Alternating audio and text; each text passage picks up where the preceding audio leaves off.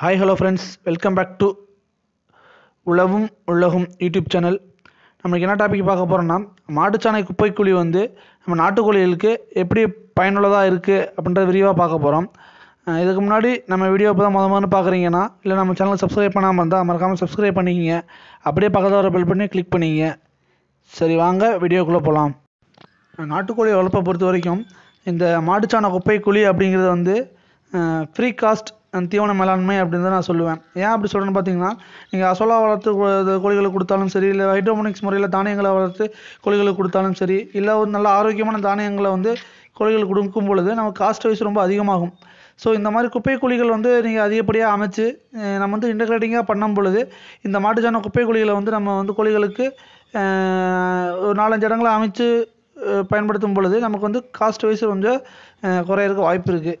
அது மட்டும் இல்லை, நம்ம நாட்டுக்கோழிகள் வந்து குப்பை குழியில் பெரும்பாலும் விரும்புகிறதுக்கு காரணம் என்ன அப்படின்னு பார்த்தீங்கன்னா, நம்ம நாட்டில் குப்பை குழிகளை வந்து எப்பொழுதும் கரையான்கள், புழுக்கள் பறிக்க வந்து குப்பைகளை வந்து பறிக்க அதில் இருக்க கரையான்கள், சாணப்புழுக்கள் வந்து கோழிகள் வந்து ரொம்ப விரும்பி சாப்பிடும். அப்படி சாப்பிடும் பொழுது கோழிகள் வந்து ஒரு நல்ல ஒரு ஆரோக்கியமாக இருக்கும், நல்ல ஒரு வளர்ச்சி இருக்கும். ஸோ நீங்கள் என்ன தான் தானியங்கள் கொடுத்து வளர்த்தினாலும் சரி, இந்த அசோலா கொடுத்து வளர்த்தினாலும் சரி, ஆனால் அந்த குப்பைக்குழிக்கு ஈடு வேறு எதுவுமே கிடையாதுங்க. நல்ல முட்டையிற கோழிகளாக இருந்தால் இந்த குப்பைக்குழி புழுக்களை சாப்பிடும் பொழுது ப்ரோட்டீன்ஸ் ரொம்ப அதிகமாக கிடைக்கும். அந்த ப்ரோட்டீன்ஸ் அதிகமாக கிடைக்கும் பொழுது நம்ம முட்டைகள் வந்து தொடர்ச்சியாக இடுவதற்கு வாய்ப்பு இருக்குது.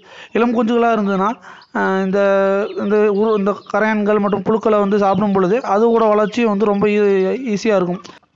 நம்ம நாட்டுக்கோழிகள் வந்து எந்த அளவுக்கு தானியங்கள் மற்றும் அரிசிகளை வந்து விரும்பி சாப்பிடுதோ அதை விட அளவுக்கு அதிகமாக இந்த புழுக்கள், பூச்சிகள் மற்றும் கரையான்களை வந்து ரொம்ப விரும்பி சாப்பிடும். அதுதான் வந்து நம்ம நாட்டுகளோட இயற்கை குணம். இந்த குப்பைக்குழியை வந்து நம்ம எப்படி எளிமையாக பராமரிக்கிறது, அதை எப்படி முழுமையாக நம்ம பயன்படுத்துறது அப்படின்ற பார்த்திங்கன்னா, நம்ம குப்பைக்குழியில் வந்து நம்ம தான் பராமரிக்கணும்னு அவசியம் இல்லைங்க. நம்ம நாட்டுக்கோழிகளே வந்து அதை பராமரிச்சுக்கும். ஏன் அப்படி சொல்கிறேன்னு பார்த்தீங்கன்னா, நீங்கள் வந்து ஈரமான சாணங்களை வந்து இந்த குப்பைக்குழியில் கொட்டும் பொழுது அதுவே வந்து கால்களால் வந்து எல்லா பக்கமும் தூளாக பறித்து விட்டுரும். அப்படி பறித்து விடும் பொழுது நம்ம குப்பைகள் வந்து சீக்கிரமாக மக்கி நமக்கு ஒரு நல்ல ஒரு எருவை தரும். அது மட்டும் இல்லைங்க, இந்த ஈரமான சாணங்கள் வந்து குப்பைகள் குழிகளை முழுவதும் போகும் பொழுது குப்பைகள் எல்லா பகுதிகளிலுமே கரையான்கள் மற்றும் புழுக்கள் வந்து உற்பத்தி ஆகும். அப்படி உற்பத்தி ஆச்சுன்னா நம்ம கோழிகளுக்கு நமக்கு எக்ஸ்ட்ரா உணவு கிடைச்ச மாதிரி தான். இதுவே நம்ம கொஞ்சம் நேரம் ஸ்பெண்ட் பண்ணி நம்ம ஒரு நாளைக்கு ஈவினிங் நேரங்களில் தண்ணியை விட்டு நனைக்கும் பொழுது இரவு ஃபுல்லாக இருக்கும் பொழுது அடுத்த நாள் காலையில் வந்து பார்த்திங்கன்னா அந்த குப்பைக்குழியில் நிலச்ச அனைத்து பகுதிகளிலுமே புழுக்கள் உற்பத்தியாக இருக்கும், கூடிய கரையான்கள் உற்பத்தியாக இருக்கும்.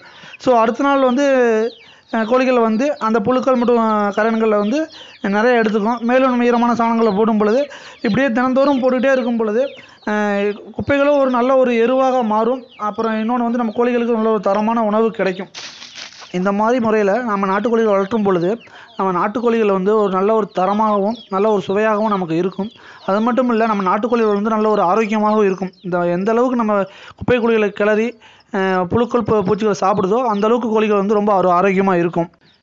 இந்த மாதிரி கோழிகளுக்கான எருக்களை வந்து நீங்கள் ஒரு வருடம் கழித்து எடுத்து நம்ம விவசாயத்திற்கு பயன்படுத்தும் பொழுது விவசாயத்தில் வந்து ஒரு நல்ல ஒரு குரோத் இருக்கும். விவசாய பயிர்களாக இருந்தாலும் சரி, அதை தென்னமரத்துக்கு இடுபொருட்களாக கொடுத்தாலும் சரி, அதில் நல்ல ஒரு குரோத் இருக்கும்.